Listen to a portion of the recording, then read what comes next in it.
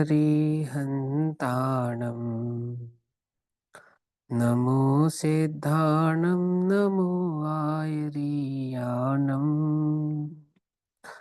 नमो वज्रायाणम् नमो लोये सवसाहुणम्।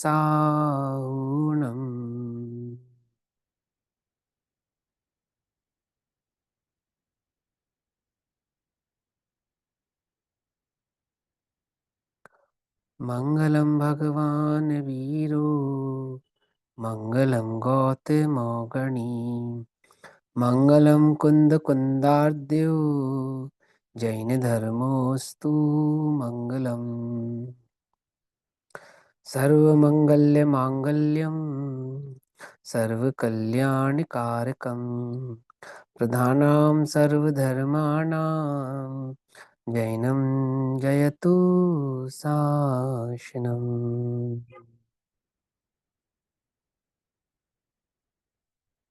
तज्जयति परम ज्योति समं समस्तैरनन्तपर्याये दर्पणतलयु सकला प्रतिफलति पदार्थमालिका यत्र।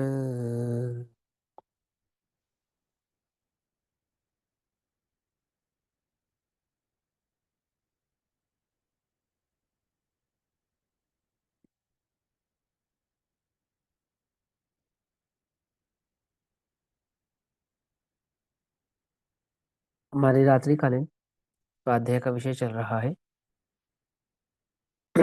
श्री पुरुषार्थ सिद्धि उपाय। श्री पुरुषार्थ सिद्धि उपाय का स्वाध्याय हम सभी आचार्य अमृतचंद्र देव के द्वारा बतलाए गए सम्यक चारित्र अधिकार के अंतर्गत व्रतों में लगने वाले दोष है ना, जिन्हें अतिचार कहते हैं, उन अतिचारों के स्वरूप की चर्चा चल रही है।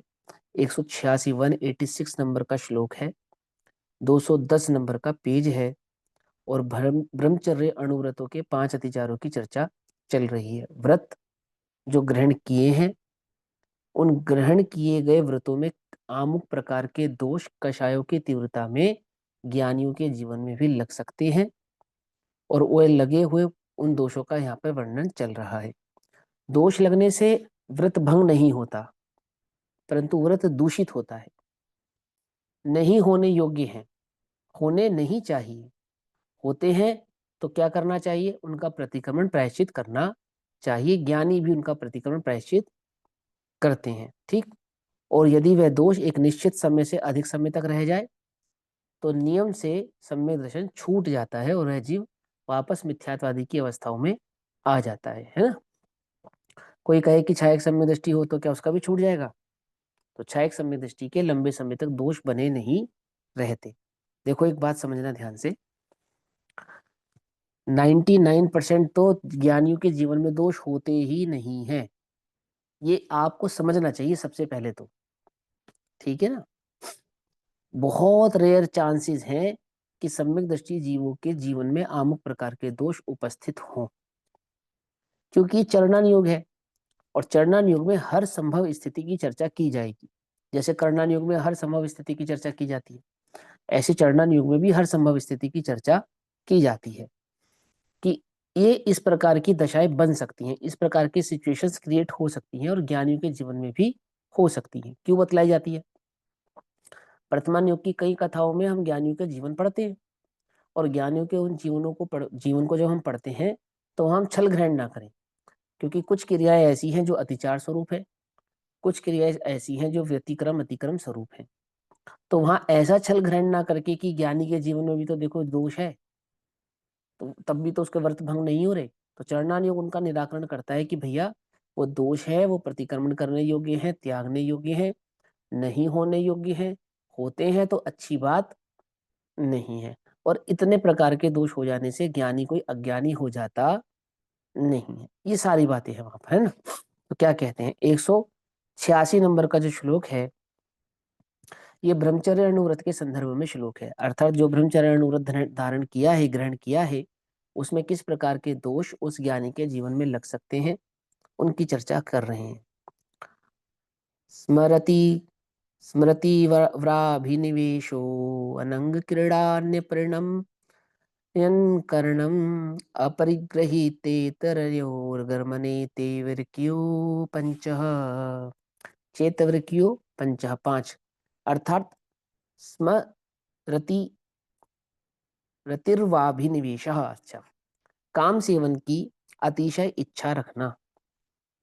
काम सेवन की अतिशय इच्छा रखना, योग्य अंगों को छोड़कर दूसरे अंगों के साथ काम क्रीड़ा करना, इसको रत्नाकरण शावकाचार्य में अनंग क्रीड़ा कहा है।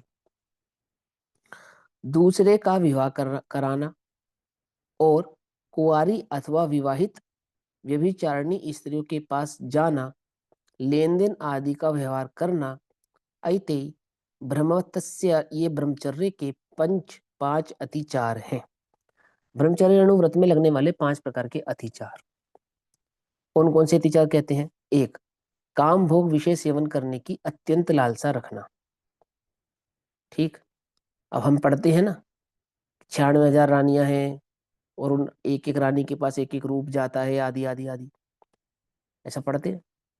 और भी बहुत सारे प्रसंग पढ़ते हैं। तो कहाँ क्या कहते हैं कि ज्ञानियों के जीवन में, सम्यक दृष्टि देवों के जीवन में भी होता है, मनुष्य गति के जीवों के संदर्भ में भी होता है। अब यह तीर्थंकर पृथ्वी के जीव है ना, चक्रवर्ती हैं, तीन तीन तीर्थंकर, कामदेव भी हैं, चक्रवर्ती भी हैं, उनके जीवन में भी होता है। वो क्या कहते हैं? अतिचार है ये, अच्छी बात नहीं है।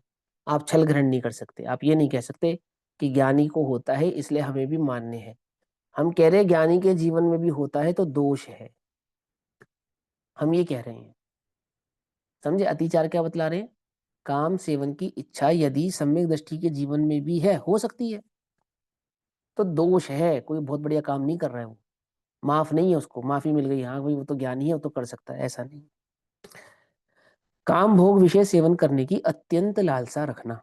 दूसरा पॉइंट है, जो विषय सेवन करने के अंग योनि लिंग है उन्हें छोड़कर मुख नाभि स्तन आदि अंगों में रमण करना, माने किस करना, छूना, अनंग क्रीड़ा करना, ये सब चीजें क्या है?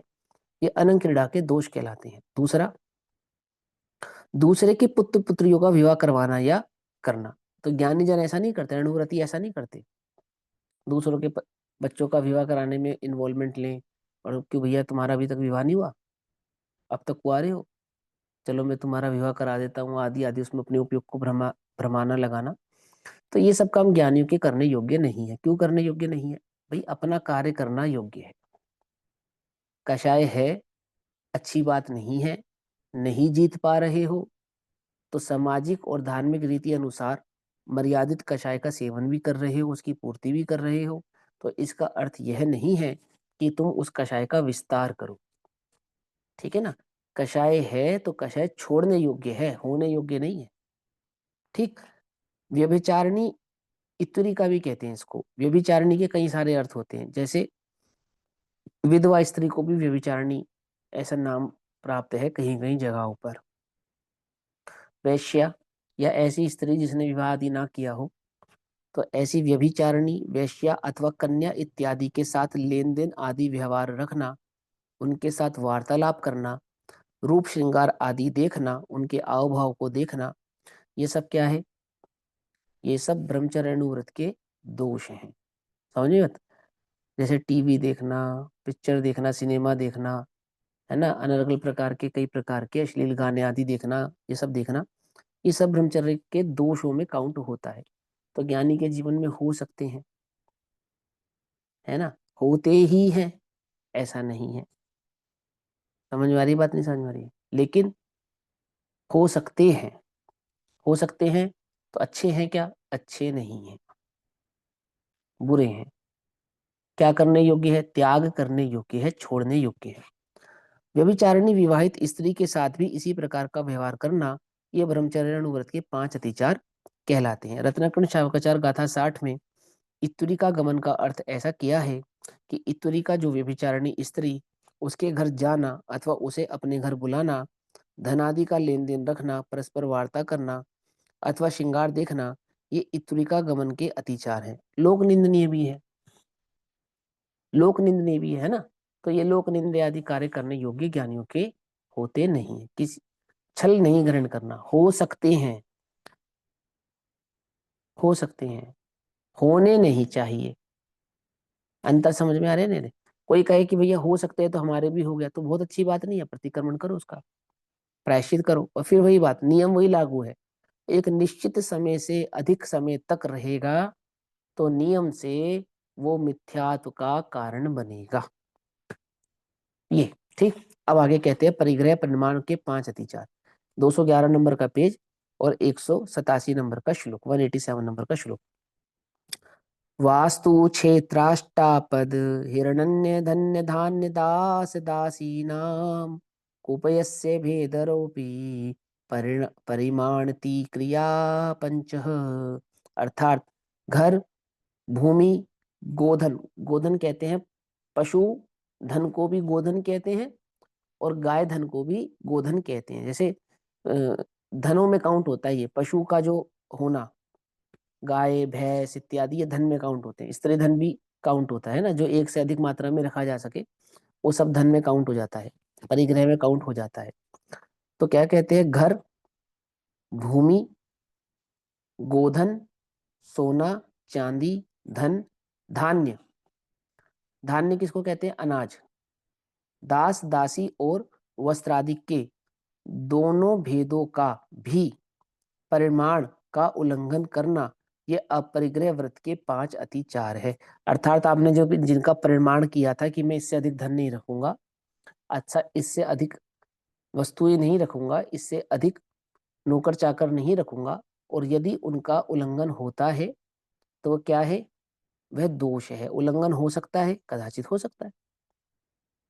कैसे कैसे हो सकता है, घर और क्षेत्र का परिमाण बढ़ा देना, है ना। 100 गज का घर था 150 गज का हो गया, अथवा 150 गज का घर 200 गज का हो गया, ऐसा स्क्वायर मीटर बढ़ गया, आदि आदि। सोना चांदी का परिमाण बढ़ा देना, पहले तो लिया नियम कुछ, फिर बाद में नियम में चेंजेस कर दिए कि नहीं वो उससे बात नहीं बन रही, और उनको आपने नियम में बदलाव कर लिया। तो कहते हैं कि वो जो बढ़ आपके चित्त में वो जो लालसा बढ़ रही है, आप ध्यान से समझना, व्रत जो ग्रहण किए थे वो लालसा घटाने के लिए किए थे। व्रत जो ग्रहण किए थे वो लालसा बढ़ाने के लिए नहीं किए थे। आप बात समझ में, आपने व्रत आदि ग्रहण किए और फिर आपके कुछ पुण्य का योग बढ़ा और आपकी लालसा भी बढ़ने लगी। तो वो पुण्य के योग से प्रभावित होकर जो लालसा बढ़ रही है वो अच्छी बात नहीं है। किसके लिए अच्छी बात नहीं है, अज्ञानी तो अज्ञानी है ही, ज्ञानी को भी यदि ऐसा भाव आता है, अणुव्रतियों को भी यदि ऐसा परिणाम आता है, तो क्या कहते हैं, वो योग्य नहीं है। क्या योग्य नहीं है, जो जो परिमाण घर और क्षेत्र का किया था उसे बढ़ाना, अथवा सोने चांदी का जो परिमाण किया था उसे बढ़ाना, गाय भैंस घोड़ा गेहूं चना आदि का परिमाण बढ़ा देना, दास दासी का परिमाण बढ़ा देना, कुप्य कुप्य और अर्थात गर्म और सूती दोनों प्रकार के वस्त्रों का परिमाण बढ़ा देना, इस प्रकार ये परिग्रह परिमाण पर के 5 अतिचार कहलाते हैं। अर्थात जितनी आपकी मर्यादा है उस मर्यादा से अधिक उनको रख लेना, रखने का परिणाम रखना, अथवा अपने परिमाण को बढ़ा लेना, ये सब अतिचार के दोष है। किस प्रकार का अतिचार, परिग्रह परिमाण नाम के अतिचार का, सर नामक व्रत के अतिचार कहलाते हैं। हाँ, सर आपने कहा कि लालसा बढ़ पुण्य के योग से लालसा बढ़ती है, पाप के पुण्य योग के से योग से नहीं, बढ़ेगी। पुण्य का योग हुआ तो धनादि बढ़ने लगा, तो अंतरंग में लालसा बढ़ने लगी कि अब तो धनादि ज्यादा आ रहा है, तो मैं इनको ज्यादा स्टोर करूं, ज्यादा अपने पास रखूं, अच्छा। है ना। हाँ। पहले वस्तु तो सीमित थी, परिणाम भी सीमित था, अब योग हम्म। पुण्य के योग से वस्तु बढ़ने लगी, धनादि हम्म। बढ़ने लगे, तो हम्म। अंतरंग में लालच भी बढ़ने लगा, अंतरंग में अच्छा, भाव बढ़ने लगा। तो लालसा बढ़ने लगी तो वो पाप का, एक्चुअली तो पाप का ही योग हुआ ना। हाँ, मतलब लालसा तो पाप का उदय, अंतरंग में पाप का उदय परिणाम हुआ। पाप का है, हाँ परिणाम पाप का है, और हम्म। बाहर में पुण्य के उदय से प्रभावित होकर वो परिणाम पाप का है ना, ऐसा। अब दिग्व्रत के 5 अतिचारों की चर्चा करते हैं, 188 नंबर का पेज। समझ में आ रहा है, बहुत इजी है, कोई ऐसा मुश्किल नहीं है। बस इसमें समझने वाली बात इतनी सी है कि अतिचार कहने का तात्पर्य ऐसा नहीं है कि हो सकते हैं, है तो क्या हुआ, पर अतिचारी तो है, ऐसा नहीं, नहीं होते। 99% ज्ञानियों के जीवन में दोष होते ही नहीं है, आप ये समझ लो। ये तो बिल्कुल रेयर चांस है, कदाचित किसी के जीवन में इस प्रकार के दोष हो सकते हैं। आई बात समझ में? नहीं समझ में? हो सकते हैं, होते नहीं हैं, अंतर है दोनों में। ठीक।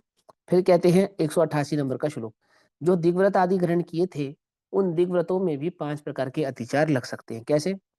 ऊर्ध्व मध्यस्तार्थ त्रियग व्यतिक्रमः क्षेत्र वृद्धिराधानम स्मृत्यंतरस्य गादितः पंचेति प्रथमशीलस्य ये।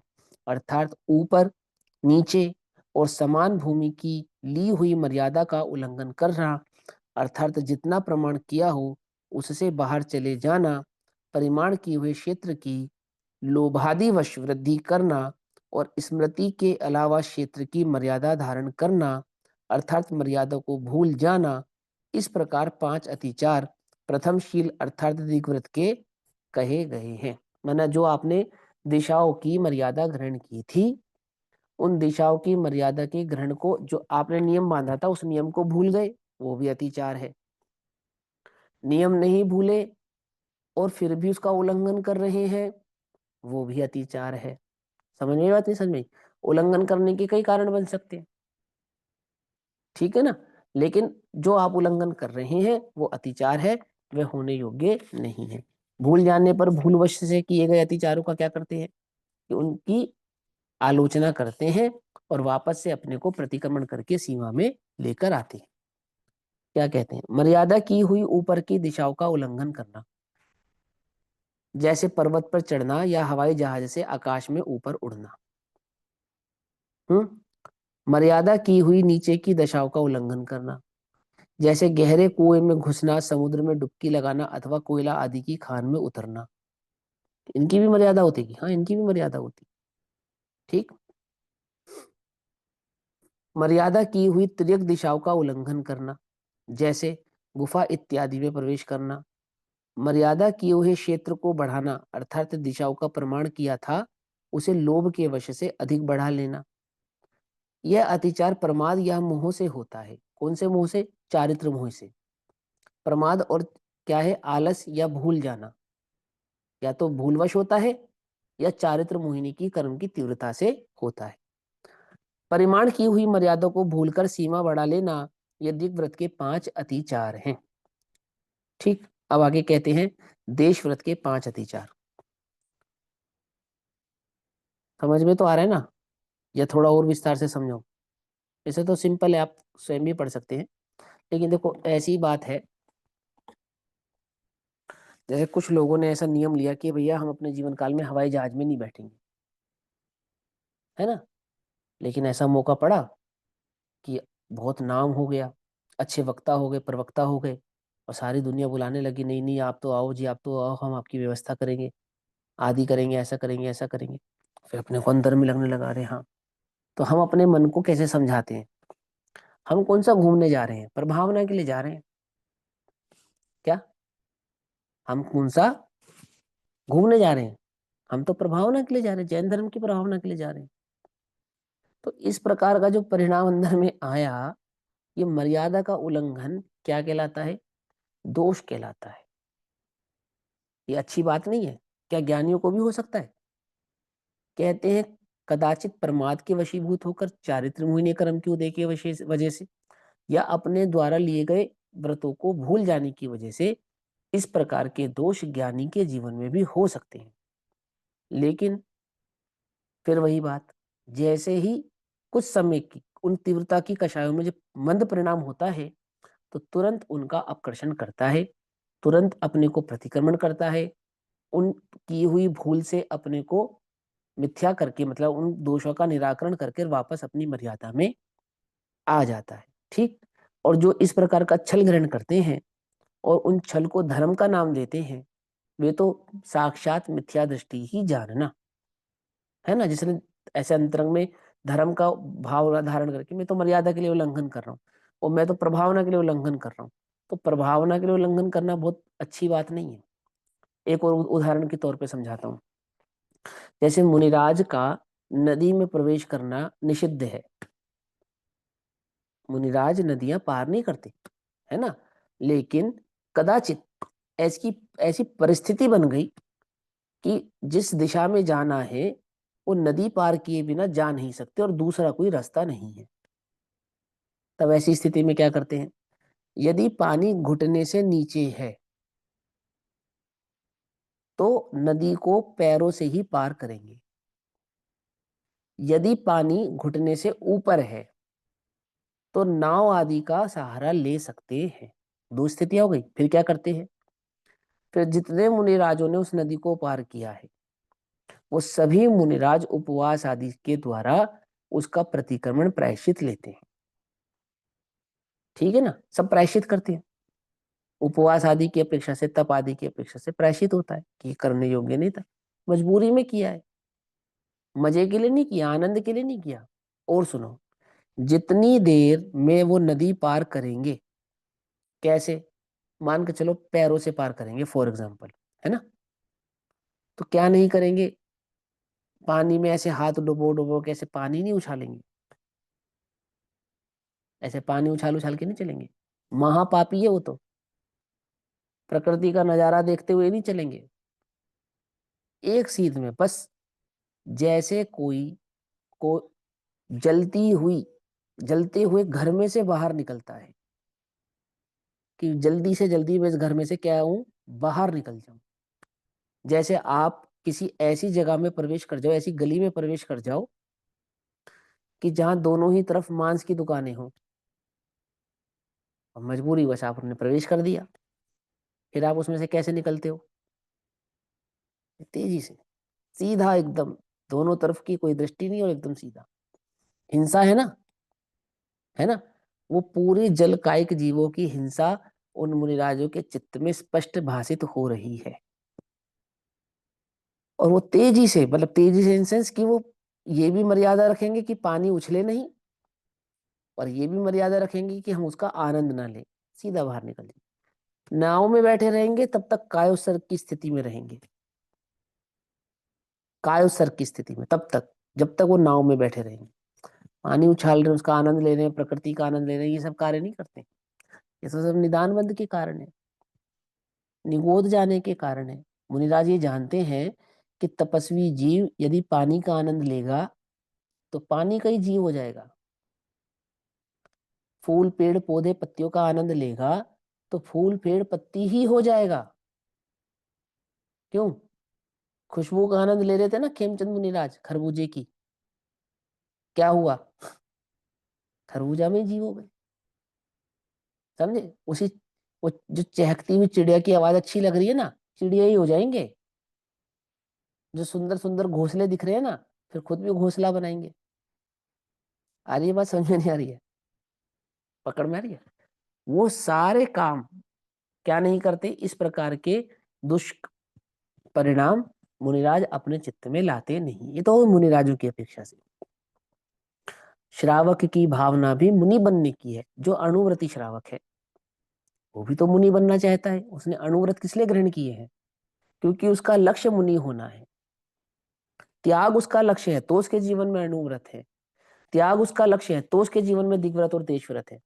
यदि त्याग उसका लक्ष्य नहीं होता तो उसके जीवन में ये गुणव्रत देशव्रत होते ही नहीं।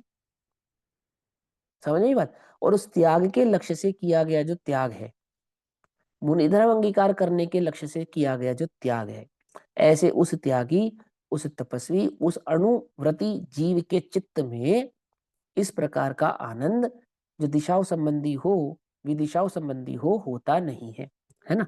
कदाचित भूल से, किसी कारण से वह भूल जाए कि मैंने आमुक दिशा में जाने का नियम लिया है या आमुक कार्य करने का नियम लिया है, और अतिचार लग जाए तो वह तुरंत ही उसका क्या करता है?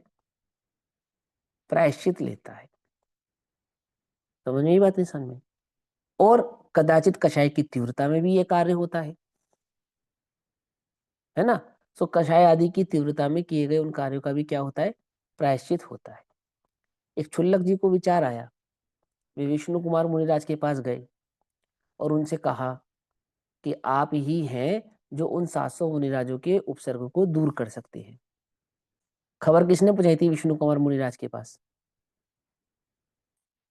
ये संदेश, ये सूचना लेकर कौन पहुंचा था?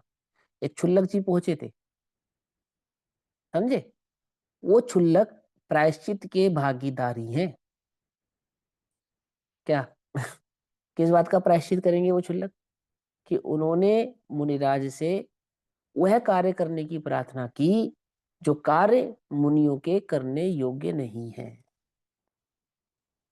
मुनिराज तो अपने द्वारा किए गए उस कार्य की का प्रायश्चित करेंगे ही, परंतु वो क्षुल्लक, हमने तो रक्षा की है मुनिराजों की। आपने आपने उनसे विनय की, उनसे अनुनय किया जो वह कार्य करने की जिनको मनाही ही है। उनके व्रत आदि भंग हुए ना। क्यों? आपने उनसे किस बात की प्रार्थना की? कि आप वैक्रिय आदि रिद्धियों का प्रयोग कीजिए। तो क्या मुनिराजों को रिद्धि आदि का प्रयोग करना चाहिए? नहीं करना चाहिए। क्षुल्लक जी को नहीं मालूम क्या? और क्या संदेश लेकर गए वो? कि आप अपना शुद्धोपयोग छोड़ें और वहां मुनिराजों का उपसर्ग दूर करें। क्या उपसर्ग दूर करना मुनियों का काम है? उपसर्ग दूर करना मुनियों का काम है। कि भैया गृहस्थों के उपसर्ग तो दूर कर ही सकते हैं मुनिराज, क्यों? नहीं, मुनियों के उपसर्ग तो दूर कर नहीं सकते, गृहस्थों के तो कर सकते। एक मुनि अन्य मुनि के उपसर्ग को दूर करते हैं तो प्रायश्चित लेते हैं, और गृहस्थों के उपसर्ग दूर करते होंगे तो क्यों? कुछ बात समझ ही नहीं। अब तुम विचार करके देखो तो तुम्हें समझ में आएगी। अब ये बात मुनिराज की है ना, श्रावक के ऊपर भी यही नियम लागू होता है कि जिस प्रकार के व्रत आदि, संयम आदि वो ग्रहण करता है, यदि उनका उल्लंघन करता है तो उल्लंघन कैसा है? पहले में पहले तो उल्लंघन करने योग्य नहीं है। उल्लंघन अत्यंत ही अमर्यादित है तो निश्चित ही व्रतों में दोष नहीं, मिथ्या दृष्टि ही हो जाता है, अव्रति ही होता है। कदाचित कुछ किंचित दोष लगाता है जो इस प्रकार के दोष हैं, जो भूलवश या चारित्र मोहिनी कषाय की तीव्रता के वश होते हैं, तो उनका समय अनुसार प्रतिक्रमण प्रायश्चित आदि करता है। यदि नहीं करे तो फिर नियम से वह अपने गुण स्थान को छोड़कर निचली भूमिका में आ जाता है, फिर वह व्रती रहता नहीं है। अब देशव्रत के 5 अतिचार। प्रेषस्य संप्रयोजनमानयनं शब्दरूपविनिपातौ शैपोऽपि पुद्गलानां द्वितीयशीलस्य पंचैति। प्रमाण किए हुए क्षेत्र के बाहर दूसरे मनुष्य को भेजना। स्वयं तो नहीं गए, जैसे क्षुल्लक जी ने उनको भेजे ना, ऐसे ही अणुव्रती जीव स्वयं तो बाहर नहीं गए, लेकिन अंतरंग में ये अभिप्राय रखना कि आमुक दिशा से मेरे लिए आमुक वस्तु आ जाए, या आमुक दिशा में मेरा कोई संदेश चला जाए, ये भी अतिचार है। मेरा तो देखो भैया वहां जाने का नियम है, तुम एक काम करना, क्या करना, तुम तो वहां जा ही रहे हो, तुम मेरा ये कार्य कर देना। समझ में, ये बात नहीं समझ में? मेरा विदेश जाने का तो नियम है, परंतु मलेच्छ देश से मेरे लिए आमुक वस्तु ले आना। क्यों? क्या है ये? अतिचार है।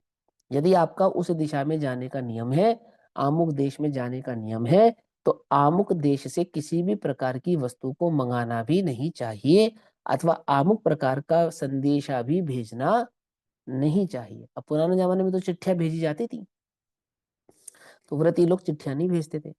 अब आजकल तो मोबाइल है, फोन पे बात कर लेते हैं और कहते हैं कि बात ही तो की, उसमें क्या गलत किया? ठीक है, लेकिन वो दोष है, वो आपके राग का सूचना करने वाला है, राग की सूचना देने वाला है, आपके प्रमाद की सूचना देने वाला है। वह ये बतला रहा है कि आप होश में नहीं है, अलर्ट नहीं है।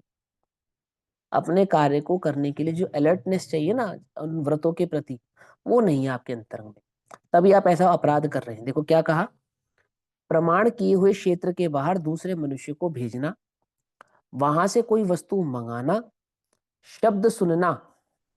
शब्द सुनना मतलब मोबाइल। समझे? फोन पे बात करना, रूप दिखाकर इशारा करना, और कंकड़ आदि पुद्गल भी फेंकना। ये सब क्या है? इस प्रकार 5 अतिचार दूसरे शील के अर्थात देशव्रत के कहे गए हैं। ठीक है ना? देखो, अब आप लोगों ने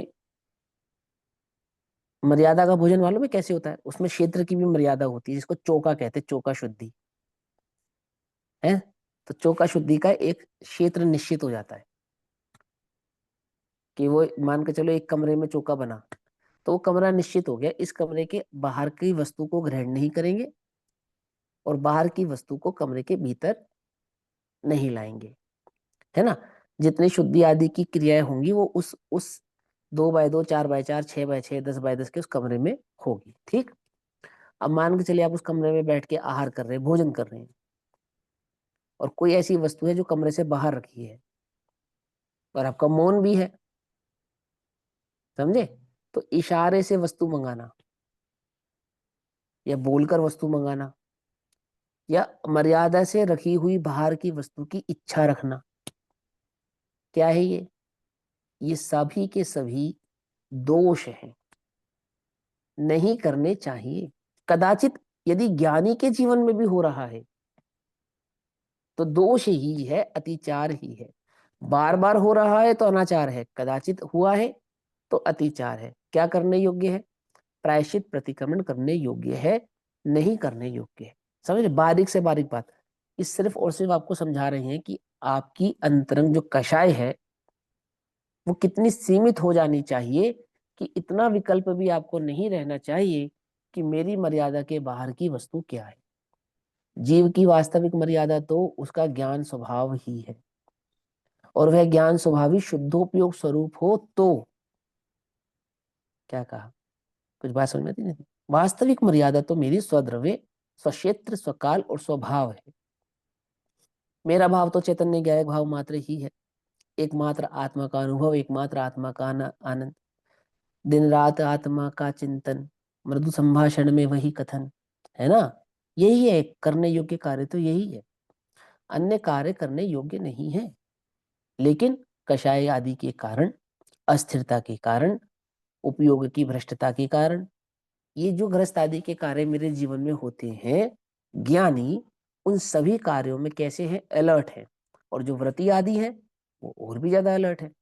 उन्होंने अपनी जो मर्यादाएं पाली हैं अथवा जो मर्यादा बनाई है, वो सिर्फ और सिर्फ अपने उपयोग को सीमित करने के लिए बनाई है, कि मेरा जो उपयोग दिशाओं में, विदिशाओं में, वस्तुओं में भटकता है। आती बात समझ में नहीं आती? देखो, एक साधारण व्यक्ति बाजार से गुजरता है तो 10 तरह के कपड़े देखकर विचार करता है, ये भी ले लूं, ये भी ले लूं, ये भी ले लूं, ये भी ले लूं। 10 प्रकार की वस्तुओं को देखकर विचार करता है, अमुक भी ग्रहण कर लूं, अमुक भी ग्रहण कर लूं, अमुक भी ग्रहण कर लूं। लेकिन आपने एक मर्यादा ले ली, क्या? कि मैं 10 जोड़ी से ज्यादा कपड़े नहीं रखूंगा। तो अब 1000 कपड़ों को देखकर विकल्प नहीं करेगा, ये भी ले लूं, ये भी ले लूं, ये भी ले लूं। तो अपने उपयोग को सीमित करने के लिए, अपने उपयोग को बहुत अधिक भटकाने से बचाने के लिए इस प्रकार की मर्यादाएं ली जाती हैं। आ रही है बात समझ में? नहीं आ रही है? और इन मर्यादाओं का फल क्या है? सिर्फ एकमात्र उद्देश्य है शुद्धोपयोग। एकमात्र उद्देश्य है कि मेरा उपयोग बाहर की चीजों में फालतू भटके नहीं, बहुत ज्यादा अधिक भ्रमित नहीं हो। आई बात समझ में? अब मैं दूसरों की शादियां कराने में लगा रहूंगा, वस्त्र आदि पसंद करने में ही लगा रहूंगा, इधर जाना उधर जाना, इधर जाना उधर जाने में ही लगा रहूंगा, तो ये अच्छी बात नहीं है। समझे? क्या कहा? समझ में आती नहीं? बात समझ आती? ये बार बार दौड़ लगाना, भागना, यहाँ भागना, आज यहाँ जाना है, कल वहां जाना है, परसों वहां जाना है, परसों यहाँ जाना है। बोले अपना आत्मा का कार्य कब करेगा? अपने आत्मा का काम कब करेगा? 10 दिन वहां चले गए, 20 दिन वहां चले गए, 25 दिन वहां चले गए, ये व्यापार कर रहे, वो व्यापार कर रहे, ये काम कर रहे, वो काम कर रहे, घर का कर रहे, बाहर का कर रहे, बीवी का कर रहे, बच्चों का कर रहे, पड़ोसी का कर रहे। अरे भाई, अपना आत्मा का कार्य कब करेगा? कब करेगा? तो वो अपने लिए समय निकाले, उसके लिए वो गृहस्थ अपनी सीमा को बांधता है। समझ नहीं पाती? समझ, अपने आप को सीमित करता है। मुनि हो जाए तो फिर कहना ही क्या। यदि मुनि नहीं हुआ है तो आमुक प्रकार के नियमों और व्रतों से अपने उपयोग को स्थिर करने का प्रयास करता है, ठीक। तो इसलिए ये सब अतिचार कहे जाते हैं। स्वयं तो जैसे मर्यादित हम क्षेत्र ना के। करें, जैसे कोई विदेश में है अपना भैया है हाँ, मेरे, अब वहां से हाँ। वो करते हैं फोन, हम तो नहीं करते। हम्म। फिर फिर भी आपने नियम लिया है, आपने नियम लिया है विदेश जाने का, जी। है? हाँ जी। नियम लिया है तो फिर नहीं बात करनी चाहिए। एक बात। अब दूसरी बात, दूसरी बात, दिग्व्रत का जो नियम है वो अणुव्रतों के बाद आता है। तो 5 अणुव्रत ग्रहण किए हैं या नहीं किए हैं? नहीं, अभी वो तो नहीं है उतने। हाँ, तो फिर वो सामान्य व्रत कहलाता है। हाँ सामान्य व्रत कहलाता है ना। इसका अर्थ ये नहीं है कि मैं आपको छूट दे रहा हूँ, मैं तो स्वरूप समझा रहा हूँ। कम से कम जो सही बात है वो बतला रहा हूँ। हाँ, नहीं वही पूछ रही हूँ। समझे? हाँ। तो आपका विदेश जाने का नियम है, तो क्या नियम है कि सिर्फ विदेश नहीं जाऊंगी, इतना ही नियम है ना। हाँ हाँ लेकिन हाँ यदि हाँ। दिग्व्रत नियम है, विदेश नहीं जाने का नियम अलग बात है और दिग्व्रत का नियम लेना अलग बात है, दोनों में अंतर है। हाँ, जैसे इंडिया से बाहर नहीं जाना है। हाँ, हाँ मैं समझा देता हूँ, सुनो ध्यान से, मैं समझ गया आपका प्रश्न। देखो, आपके सर में दर्द है और मैंने आपसे कहा दर्द हो रहा है, कोई बात नहीं, एक अमुक प्रकार की गोली खा लो, ऐसा कहा। तो इसका अर्थ ये तो नहीं है कि मैं डॉक्टर हो गया। क्यों? डॉक्टर हो गया क्या मैं? सर दर्द की किसी को दवा बता देने मात्र से मैं डॉक्टर तो नहीं हो जाऊंगा। तो आपने तो गोली खाई, आपका सर दर्द ठीक हो गया। फिर कुछ सालों बाद आप मुझसे फिर मिले कि भैया मेरे सीने में दर्द हो रहा है, इसका भी कोई इलाज बता दो। कि भैया मैं कैसे इलाज बता दूं, तुम डॉक्टर को दिखाओ। अरे तुमने मुझे बताई थी ना सर दर्द की गोली। अरे मेरे भाई, सर दर्द की गोली बताना अलग बात है और सीने के दर्द की गोली बताना ये जुदी बात है। मेरी बात समझे? उसके लिए तो तुझे विशेषज्ञ के पास जाना चाहिए, और मैं कोई सर के दर्द का भी विशेषज्ञ नहीं हूं, है ना। वो तो एक सामान्य सी बात थी। दोनों बातों को ध्यान से समझना। ऐसे ही जो हम सामान्य व्रत आदि ग्रहण करते हैं वो एक अलग बात है, वो व्रतों की श्रेणी में आते ही नहीं है। व्रतों की श्रेणी में कौन से व्रत आते हैं? जो 5 अणुव्रत आदि की मर्यादा पूर्वक ग्रहण किए जाते हैं। व्रत लेने का सिस्टम है, पहले क्या लेंगे आप? पहले अणुव्रत ग्रहण करेंगे, फिर आपको दिग्व्रत और देशव्रत होंगे, फिर आपको शिक्षाव्रत आदि होंगे। शिक्षाव्रत, गुणव्रत, देशव्रत आदि जो होते हैं उनका एक क्रम होता है। पहली प्रतिमा होगी, फिर दूसरी प्रतिमा होगी, फिर तीसरी प्रतिमा होगी। अब मेरा पहली प्रतिमा से लेकर 7वीं प्रतिमा तक, 8वीं प्रतिमा तक कोई लेना देना नहीं है, और मैं ब्रह्मचारी हूँ। ब्रह्मचर्य तो 8वीं प्रतिमा होती है। ब्रह्मचर्य तो 8वीं प्रतिमा होती है। उससे पूर्व 7 प्रतिमाएं और होती हैं, उनका क्या होगा? कुछ बात समझ में नहीं? तो जिनागम की ऐसी रीति नहीं है कि जब मेरा दिल करा वो मैंने नियम ले लिया और जैसा मेरा मन करा वैसा कर लिया। अब एक गृहस्थ कहे कि देखो भैया, भोजन तो 3 समय करूंगा पर वस्त्र नहीं धारण करूंगा, क्या दिगंबर मुनिराज रहूंगा, 3 समय भोजन करूंगा? बोले ये सिस्टम नहीं है, ये सिस्टम नहीं है। आप जिस भी पदवी में जाएंगे उसके अनुसार होने वाले उन समस्त कार्यों को आपको करना पड़ेगा। आई बात समझ नहीं आई?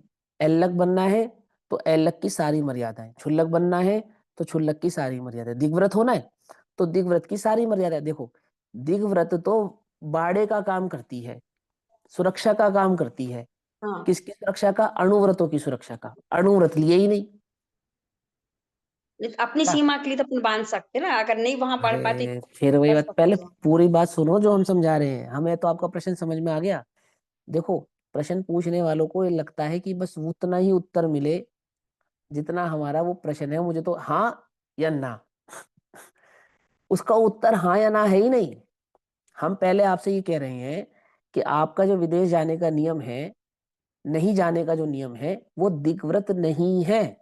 पहले आप ये समझो, क्या नहीं है वो दिग्व्रत नहीं है। हम जो चर्चा कर रहे हैं वो दिग्व्रत और देशव्रत की चर्चा कर रहे हैं। मैं आमुक देश में नहीं जाऊंगी या अमुक दिशा में नहीं जाऊंगा या जाऊंगी, उसको दिग्व्रत और देशव्रत कहते हैं। और मैंने जो सामान्यता नियम लिया कि मैं विदेश नहीं जाऊंगा, क्या ये मेरा देशव्रत है कि नहीं है? बोले क्यों नहीं है? बोले 5 अणुव्रत की मर्यादा पूर्वक जो दिग्व्रत और देशव्रत ग्रहण किए जाते हैं वही वास्तव में दिग्व्रत अथवा देशव्रत होते हैं। बात समझ में आ रही है? नहीं समझ में आ रही? पहले ये बात समझो, ये सबसे ज्यादा जरूरी समझने वाली बात है। एक नियम तो ले लिया मैंने 8वीं प्रतिमा का, पर एक नियम मेरा पहली प्रतिमा का भी पूरा नहीं है। मैंने मैं रात्रि भोजन करता हूं और हूं मैं ब्रह्मचारी। क्या? मैं रात्रि भोजन करता हूं मैं ब्रह्मचारी, तो हूं या नहीं हूं? तो अरे वाह भाई वाह, ब्रह्मचर्य का रात्रि भोजन से क्या लेना देना? कि लेना देना, वो सातवीं प्रतिमा है, छठी प्रतिमा है। रात्रि भोजन त्याग वो छठी प्रतिमा है। समझ में बात नहीं समझ में? पहले वो होगी, फिर वो सातवीं आठवीं जो भी प्रतिमा ब्रह्मचर्य की होती है वो होगी। पकड़ में आ रही है बात? नहीं पकड़ में आ रही? मंदिर जाने का कोई ठिकाना नहीं, वैसे मैं ब्रह्मचारी हूँ। तो कैसे हो गया ब्रह्मचारी? पहले दर्शन प्रतिमा होगी, नियम होना होगा आपको, नित्य देव दर्शन का नियम लेना होगा आपको। मेरी बात समझ में नहीं आ रही है? दिग्व्रत और देशव्रत, जिन्हें हम गुणव्रत या शिक्षा व्रत आदि कहते हैं, वो पंच अणु व्रतों की रक्षा के लिए होते हैं। आ रही है बात समझ में नहीं आ रही है? उनकी परिभाषा क्या है? दिग्व्रत और देशव्रत की परिभाषा क्या है? जो अणुव्रतों की सुरक्षा के लिए ग्रहण किए जाते हैं। अब अणुव्रत तो लिए ही नहीं, और दिग्व्रत और देशव्रत हो गया, तो कैसे हो गया भैया? जिसकी रक्षा के लिए लिया गया है वही नहीं है, वही गायब है। आ रही है बात समझ में नहीं आ रही? मैं सिर्फ चरणानुयोग की अपेक्षा से ही समझा रहा हूँ। अभी तो द्रव्यानुयोग छोड़ दो, कषाय के भाव की बात तो छोड़ ही दो, अभी तो जो प्रसंग है वही समझ लो। तो भैया मेरा विदेश जाने का नियम है, अब मैं क्या करूं? कि वो सामान्य नियम है, उस नियम की सामान्य मर्यादा कहलाएगी कि मेरा मात्र विदेश जाने का नियम है, बस। वहां से कुछ मंगाने का, वहां बात करने का, वहां कुछ भेजने का, ये सब आपके नियम के अंतर्गत आता नहीं है। आ गई बात समझ में? आप उस मर्यादा को पालते हो तो इतना किया तो शाबाश। क्या? आप उसकी मर्यादा को अच्छे से पालते हो तो इतना किया तो शाबाश, परंतु वह ना दिग्व्रत है ना देशव्रत है। आ रही है बात समझ में? नहीं समझ आ रही? वो दिग्व्रत या देशव्रत तो तभी कहलाएगा जब वो अणुव्रतों के साथ होगा। बिना अणुव्रतों के होगा तो वो दिग्व्रत देशव्रत नहीं कहलाएगा। आ रही है बात समझ में नहीं आ रही फिर है? भैया जितना भी परिग्रह अपन दूर कर सके उतना अच्छा ही है ना। इतना किया तो शाबाश। सदाचार में तो ये सब चीजें आती है, अपन कर तो सकते हैं ये। कह तो दिया, इतना किया तो शाबाश। देखो भैया सुनो, बहुत अच्छा उदाहरण है ना। मुझे बचपन से ही बुक्स पढ़ने का शौक रहा है, बचपन से ही। तो मैंने बताया आपको, पहले भी उदाहरण दिया होगा। मैं फोर्थ फिफ्थ क्लास में रहूंगा तो मेरे भैया 9th 10th क्लास में रहे होंगे, 10th 11th में। तो उनकी 10th में या शायद 11th में शकुंतला का उपन्यास लगा था, है ना? उसमें लगता है हिंदी में, हाँ। तो मैं वो उपन्यास पढ़ रहा था, तो मेरे भैया ने मुझे कहा, भाई पहले अपनी किताबें तो पढ़ ले। क्या कहा? तो अब मैं जब 9th या 10th में जाऊंगा तो क्या मैं तब वो किताब नहीं पढ़ूंगा? कि पढ़ूंगा। तो आज पढ़ लिया तो क्या दिक्कत है? कोई दिक्कत नहीं है, लेकिन पहले अपनी तो पढ़ ले। मेरी बात समझ में नहीं? मैंने, तू जिस स्टेज पे खड़ा है, तेरी जो मर्यादा है, तेरी जो अवस्था है, तेरी जो स्थिति है, वहां जो करने योग्य कार्य है, पहले उन्हें तो कर, पहले उन्हें तो कर। आई बात समझ में नहीं? वह तो तू कर नहीं रहा है ना? और ऊपर के कार्य कर रहा है। अब सुनो, इतना किया तो शाबाश, हम तो फिर भी कह रहे हैं पढ़ने का निषेध नहीं है, परंतु क्या मात्र उस पुस्तक को पढ़ने लेने भर से मैं उस क्लास के योग्य हो गया? क्या मेरी एलिजिबिलिटी उस क्लास की योग्य हो गई? नहीं हुई। भले ही मैं उस पुस्तक को अपने भाई से ज्यादा अच्छे तरीके से पढ़ लूं तो भी, उस कक्षा के विद्यार्थी से ज्यादा अच्छे तरीके से पढ़ लूं तो भी, क्या नहीं हो सकता? मेरी एलिजिबिलिटी नहीं होगी वो। मैं एलिजिबल तो तभी कहलाऊंगा जब मैं चौथी, पांचवी, छठी, सातवीं, आठवीं, नवीं वो कक्षाएं पास करता हुआ वहां पहुंचूंगा। आती बस में। चरणान योग का जितना ज्यादा खेल हमने बनाया है, शायद ही किसी और ने बनाया होगा। क्या कहा मैंने? चरणान योग का जो विज्ञान है, जो साइंस है, उसकी हमें बिल्कुल भी खबर नहीं है। जिसके जो दिल में आता है, जैसा समझ में आता है, वैसा करता है, और वह अपने को उस क्रिया के आधार से धर्मात्मा समझता है। व्यवहाराभासी का ही लक्षण है वो भी, एक प्रकार का मिथ्या दृष्टि है वो। उसको मालूम ही नहीं है कि कब कौन सी मर्यादा का पालन किया जाता है और किस प्रकार से किया जाता है, पता ही नहीं उसको। समझ में आई बात? नहीं समझ में? रात्रि भोजन त्याग है और शहद का त्याग नहीं है, तो पहले क्या छूटेगा बताओ आप। अब ऐसा नहीं कहेंगे इससे अच्छा तो रात्रि भोजन कर ले, ऐसा नहीं कहेंगे, लेकिन क्या कहेंगे, भैया शहद पहले वो छोड़ने योग्य है। बोलो भैया, पांचवा गुण स्थान चौथे के बिना आ जाएगा या पहले आ जाएगा? स्पष्ट है। सम्यक दर्शन हुआ नहीं, छठा गुण स्थान हो गया, किसके आधार से? दो तीन कषाय चुकड़ी के अभाव का नाम छठा गुण स्थान है। हम किसको छठा गुण स्थान कहते हैं? वस्त्रोतार छठा गुण स्थान हो गया। ऐसे हमने क्या कहा, हमने आमुक दिशा का नियम ले लिया, हमें दिग्व्रत हो गया। कैसे हो गया भैया? ऐसे कैसे हो गया? ऐसे नहीं होता है। तो फिर कैसे होता है? उसकी अणुव्रत आदि की मर्यादा है। पहले आमुक व्रत होता है, पहले मकार का त्याग होता है, सप्तव्यसन का त्याग होता है, फिर 5 अणुव्रत ग्रहण होते हैं, फिर दिग्व्रत देशव्रत ग्रहण होते हैं, फिर शिक्षाव्रत ग्रहण होते हैं, और फिर वो मुनिधर्म आदि ग्रहण होता है। हाँ, डायरेक्ट मुनिधर्म भी हो सकता है। तो मुनिधर्म के अनुसार होने वाली वो समस्त क्रिया, कि मैंने तो भैया मुनिधर्म अंगीकार किया है, तो मुनिधर्म में होने वाले समस्त कार्यों को अंगीकार किया है ना। 7वीं प्रतिमा का व्रत ग्रहण किया है, तो 7वीं प्रतिमा तक होने वाले समस्त व्रतों को ग्रहण किया है ना। समझ में आई बात? नहीं समझ में आई? खाली उस व्रत को ग्रहण नहीं किया है, उस व्रत तक होने वाले समस्त व्रतों को ग्रहण किया है। आ रही है बात समझ में? नहीं समझ में आ रही है? लेकिन हमारे साथ क्या है, एक वही है ना, एक पजामा छोटा और एक पजामे का पाव ऊंचा। वो अपनी वो जोकर वाली स्थिति है। एक क्रिया तो करता है ओछी और एक क्रिया करता है ऊंची। तो व्रतों का तो ऐसा स्वरूप नहीं है। तो कैसा स्वरूप है? तो चरणान्योग खोलो, आपको पता चलेगा कैसा स्वरूप है। आ रही है बात समझ में? नहीं आ रही है? आपने नियम लिया है, उसका निषेध नहीं है, उसके लिए तो शाबाश, कि अच्छा भैया ने कहा था अभी तो हमारे व्रत ही नहीं होंगे, ऐसा नहीं कह रहा हूं मैं कह रहा हूं उसका ऐसा स्वरूप नहीं है। तो वो क्या है कि भैया मैंने जो विदेश जाने का नियम लिया है, वो सामान्य नियम की श्रेणी में ही जाता है। वह नियम की जो भी मर्यादा आपने अपनी रखी होंगी, उन्हीं मर्यादाओं के साथ उसको आपको अनुपालन करना चाहिए, परंतु ना वो देश व्रत है ना वो दिग्व्रत है। तो कौन सा व्रत है वो हमें नहीं पता। सदाचार में आता ना, सदाचार में अपनी हाँ, सीमा बांध लिए बस। मैंने कहा हमें नहीं पता, हमें नहीं पता। व्रतों का स्वरूप चल रहा है, सदाचार का स्वरूप ही नहीं चल रहा है। जैसे लौकिक में कहते हैं ना भैया बच्चों हम्म, से कि पहले इतने मैच्योर तो हो जाओ तब तुम ये डिसीजन हाँ लोगे। हाँ, डिसीजन लोगे, हाँ। तो मैच्योरिटी की बात है कि पहले वो मैच्योरिटी तब आएगी जब आप अनुव्रत हाँ, अनुव्रत अनुव्रत होगा, हाँ।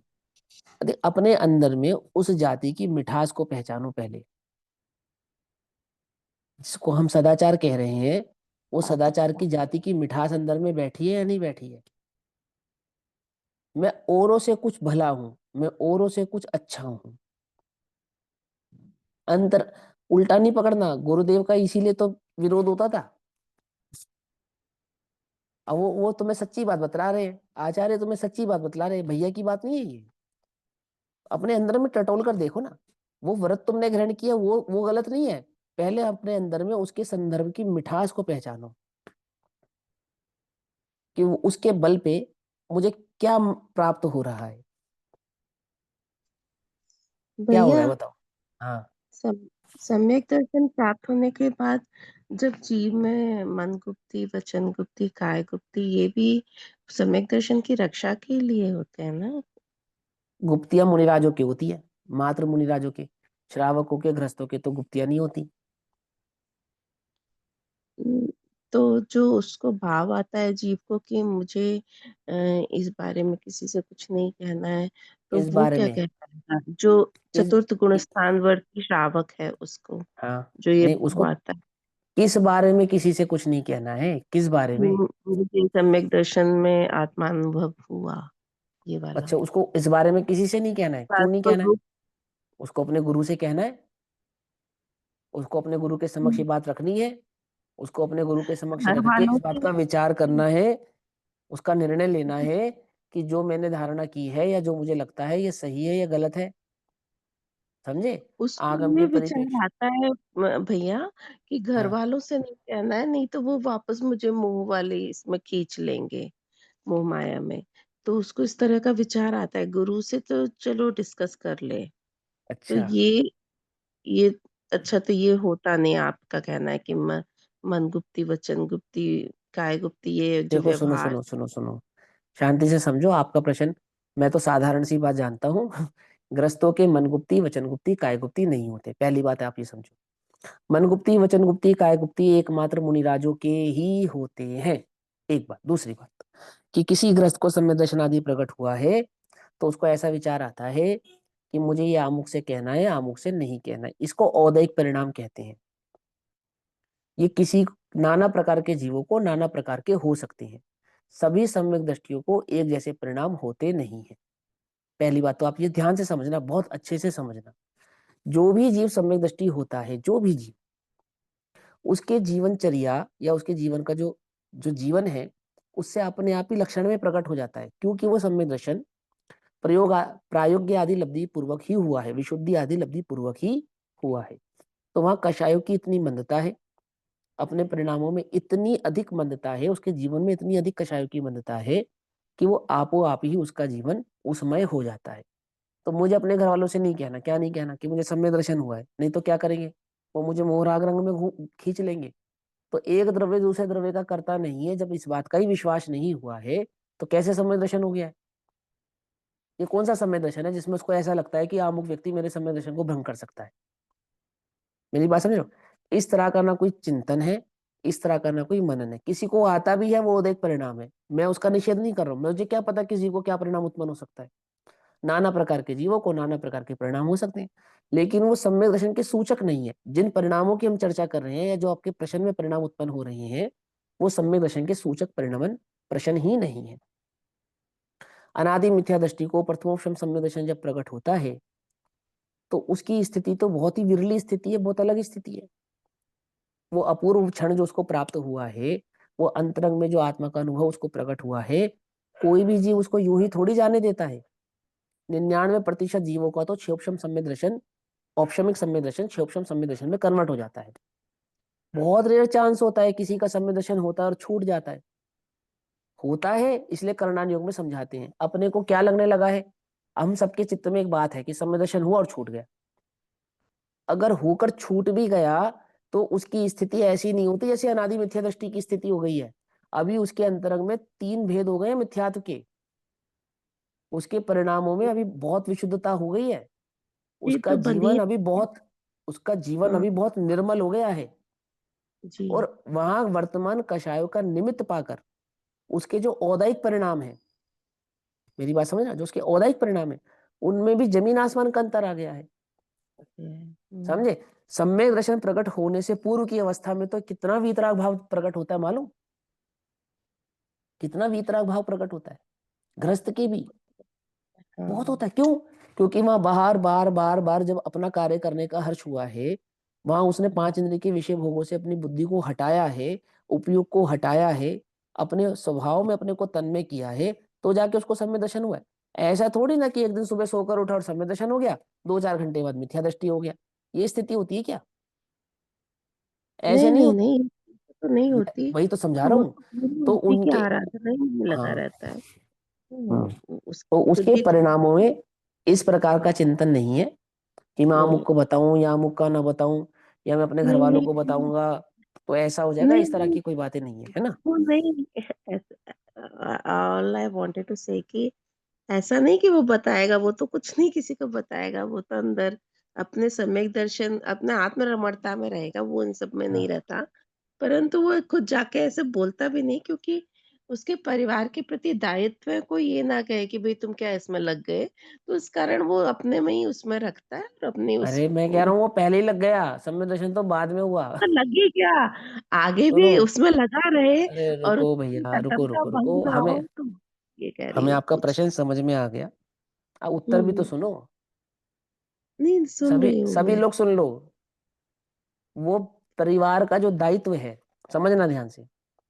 दायित्व का जो राग है, दायित्व का जो कषाय है, वो तो सम्यक दर्शन तो बाद में प्रकट हुआ है।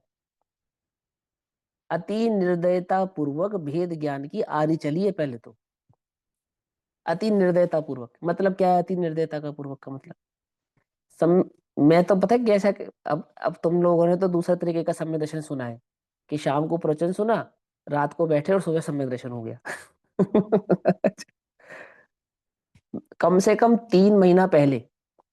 और तुमने तो शेर का सम्यक दर्शन सुना है कि वो मांस खा रहा था, यहाँ सम्यक दृष्टि हो गया और यहाँ उसका काम हो गया। तुम्हें ये पता है वो अनादि मिथ्या दृष्टि था या सादी मिथ्या दृष्टि? जो शेर की पर्याय में सिंह था, भगवान महावीर स्वामी का जीव, वो अनादि मिथ्या दृष्टि है या सादी मिथ्या दृष्टि है? सादी मिथ्या दृष्टि है। आदि मिथ्या दृष्टि था। हाँ, हाँ, क्या मतलब है उसका? पकड़ में आई? उसका अब मैं अनादि मिथ्या दृष्टि की स्थिति बताता हूँ। कम से कम 6-7 महीने पहले से छूट चुका है घर बार, तो उसका है गृहस्थी, क्या गृहस्थी का रस छूट गया है उसको। उदासीन हो जाता है वो हाँ, संसार। पंडित टोडरमल जी को नमक का नहीं मालूम चल रहा, तो क्या व्यापार नहीं कर रहे? क्या राजा की नौकरी नहीं कर रहे? क्या दायित्व तो कौन सा छूट गया गृहस्थी का? बताओ, क्या छूट गया उनका? और नमक का होश नहीं है भोजन में। आप जो जो भी आपका प्रश्न है, मैं तो उस प्रश्न से जो समझ पा रहा हूँ उसका उत्तर समझा रहा हूँ। ऐसा कुछ नहीं है कि वो दायित्व तो छूट रहा है या ऐसा छूट रहा है उसको सम्यक दर्शन हो गया तब ये घर बार छोड़ देगा। जिसका जब छूटना है तब छूटे बिना रहेगा नहीं। सम्यक दर्शन बाद में प्रकट होता है। प्रत्येक पर्याय की स्वतंत्रता का बहुमान, उसकी स्वीकृति अंतरंग में पहले प्रकट होती है। एक द्रव्य दूसरे द्रव्य का कर्ता नहीं है, पहले ये अंतरंग में प्रकट होता है। आई बात समझ में? तब जाके वो सम्यक दर्शन की स्थिति प्रकट होती है। हाँ नुपुर दीदी, आप बताइए क्या कह रहे हैं आप? भैया एक चीज बताइए, सम्यक तो भेद विज्ञान और वस्तु स्वरूप जानने का नाम है। ये जरूरी है कि सम्यक दृष्टि आगम का बहुत गहरा पठन पाठन करता हो या ज्ञाता हो, ये भी बहुत जरूरी है क्या? हाँ जरूरी या है, ये मतलब जरूरी है। तो हाँ उसके बिना तो नहीं होगा, मगर जैसे कॉन्सेप्ट इतने क्लियर होने चाहिए, किसमें चरणा नियोग क्या कहता है, द्रव्य नियोग क्या कहता है। हाँ, देखो सुनो, उसको कहते हैं आगम कुशलो, आगम की कुशलता, है ना?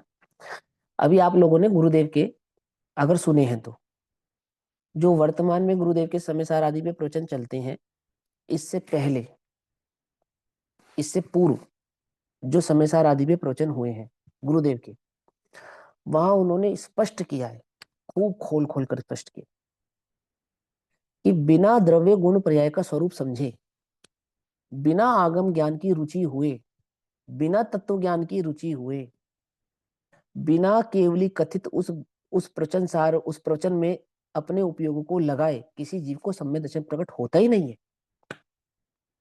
होता ही नहीं है, हुआ नहीं है, होगा नहीं। नियम ही यही है उसका। अब वो पंडित होगा क्या? पंडित पंडित कुछ नहीं होगा, पर उसका जो उपयोग है उस तत्व को समझने में अति रुचिकर भाव से लगा होगा। एकमात्र गायक की रिटर्न लगाने से गायक की प्राप्ति होती नहीं है। गायक का स्वरूप समझे बिना गायक अंतरंग में भाव भाषित होता नहीं। क्या मैं ज्ञाता हूं, मैं दृष्टा हूं? पढ़े अवधूत जैसे पढ़े जगत में कितने अवधूत समझते हो? है प्रमादी है वे, काहे के अवधूत? अवधूत का आगम मतलब ही नहीं पता उन्हें किसे कहते। अवधूत का अर्थ ही नहीं मालूम उन्हें किसे कहते। प्रमादी है। मैं आत्मा हूँ, गायक हूँ, राम राम राम राम, मिल गया राम। अब जैन दर्शन ऐसा दर्शन है जिसमें अध्यात्म और ज्ञान की ऐसी युति है जिसे समझना बड़ा कठिन लगता है। अपने लिए सबसे सरल सम्यक दर्शन क्या है? मैं आत्मा हूं, मैं गायक हूं, मैंने भेद विज्ञान कर लिया, हो गया। अति कर्कश अर्थात सारे समस्त समस्त विश्व से अपने उपयोग को हटाता है, बार बार हटाता है, अपने स्वरूप को समझने में अपने उपयोग को लगाता है। कहां से लगाएगा बोलो? आत्मा दिखाई देता है? दिखाई देता है। आगम की दृष्टि अगम से देखो। चक्षु, अगम चक्षु। हाँ, आगम चक्षु से दिखाई देता है। पहले आगम चक्षु तो प्रकट करो, तो वो आत्मा दिखाई देगा। क्या कहा? जो आपका प्रश्न है ना, उसका उत्तर है आगम चक्षु। आगम के चक्षुओं से वो वस्तु दिखाई देती है, और जब वो वस्तु दिखाई देती है तो वस्तु अनुभव में भी आती है। जब आगम चक्षु ही नहीं है तो आत्मा को देखने का दावा करने वाले तो जगत में कितने हैं? बोलो, कितने हैं जिन्होंने राम भी देखा है, कृष्ण भी देखा है, आत्मा भी देखा है, परमात्मा भी देखा है? भटकती आत्मा को भी देखा है? स्वभाव नहीं देखा है। स्वभाव देखने के लिए तो आगम का चक्षु चाहिए। इसलिए आपके प्रश्न का उत्तर है यस, वह आगम में कुशल होगा। उसका उपयोग वो स्वाध्याय में लगे रहने वाला होगा ही होगा, नियम से होगा। समझेगा कहाँ से वस्तु स्वरूप को? पता कहाँ से लगेगा?